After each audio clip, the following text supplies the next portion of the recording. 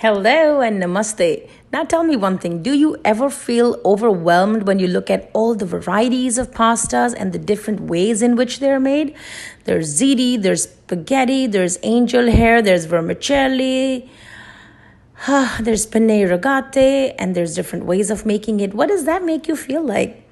Look at this mushroom pasta right there.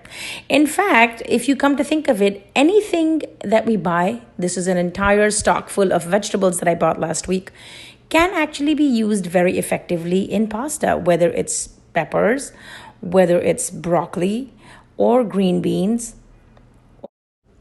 or even onions, scallions, any kind of garlic, leeks, mushrooms of all varieties. Yes, these are all potentially capable of giving you the perfect pasta dish.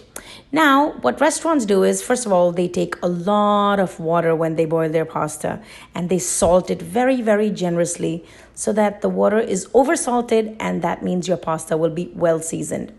Next thing, do not, repeat, not ever throw away the water in which you boil your pasta.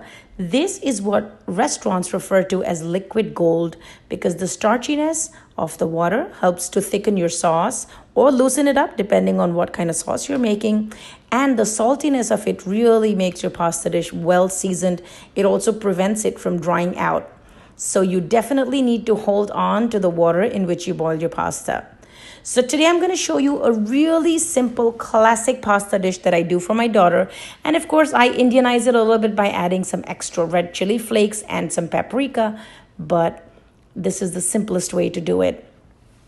Another restaurant secret that I really take advantage of is a combination of butter and olive oil so that my butter does not burn. And then I put tons of garlic so that it will be infused with yummy, delicious garlic flavor.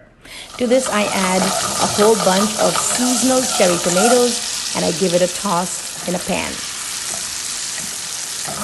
Add back my pasta, which I've done according to package directions, and voila, I have a delicious spaghetti with cherry tomatoes dish that is ready to serve up to my daughter who love Italian food, but we don't necessarily always go out to Italian restaurants. So this is how we do it in my Indian home. Of course, we like to really top it up with paprika, black pepper, and tons of crushed red pepper. But this is predominantly how we do it. A little parsley, if you have some in your fridge, and some Parmesan cheese never hurts. So I hope that you're going to give this a try and keep it really simple. Sometimes it's the simplest thing that bring pleasure to your heart. I hope you will give this a try, and I will see you soon again in another video. Don't forget to subscribe to my channel if you liked what you saw, because there's many more coming where this came from.